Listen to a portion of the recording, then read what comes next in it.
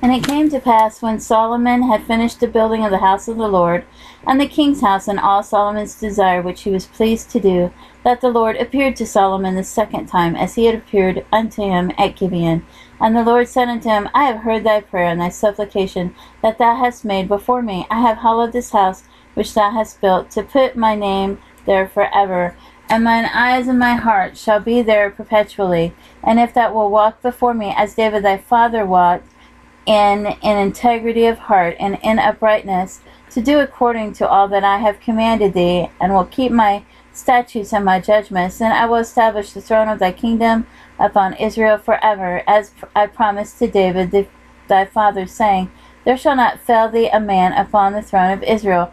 But if ye shall at all turn from following me, ye or your children, and will not keep my commandments and my statutes which I have set before you, but go and serve other gods and worship them, then I will cut off Israel out of the land of which I have given them, and this house which I have hallowed for my name will I cast out of my sight, and Israel shall be a proverb and a byway among all people. And at this house which is high, every one that passes by it shall be astonished, and shall hiss, and they shall say, Why hath the Lord done this unto the land and to this house? And they shall answer, Because they forsook the Lord their God, who brought forth their fathers out of the land of Egypt, and have taken hold upon other gods, and have worshipped them and served them. Therefore hath the Lord brought upon them all this evil. And it came to pass on the end of the 20 years, when Solomon had built the two houses, the house of the Lord and the king's house. Now Hiram the king of Tyre had furnished Solomon with cedar trees and fir trees, and with gold, according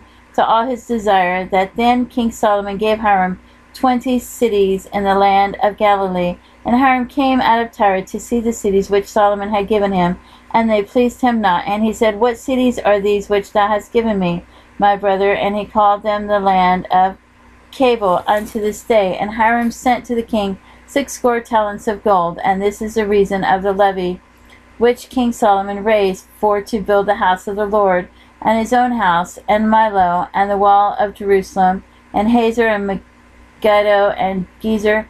For Pharaoh king of Egypt had gone up and taken Gezer, and burnt it with fire, and slain the Canaanites that dwelt in the city, and given it for a present unto his daughter Solomon's wife. And Solomon built Gezer, and Beth-horon the Nether, and Baalath, and Tadmor in the wilderness in the land, and all the cities of store that Solomon had, and the cities for his chariots, and the cities for his horsemen, that which Solomon desired to build in Jerusalem and in Lebanon, and all the land of his dominion, and all the people that were left of the Amorites, Hittites, Perizzites, Hivites, Jebusites, which were not of the children of Israel, their children that were left after them in the land, whom the children of Israel also were not able utterly to destroy. Upon those did Solomon levy a tribute of bondservice unto this day. But of the children of Israel did Solomon make no bondmen, but they were men of war, and his servants, and his princes, and his captains, and rulers of his chariots, and his horsemen. These were the chief of the officers that were over Solomon's work, 550, which bare rule over the people that wrought in the work. But Pharaoh's daughter came up out of the city of David unto her house, which Solomon hath built for her.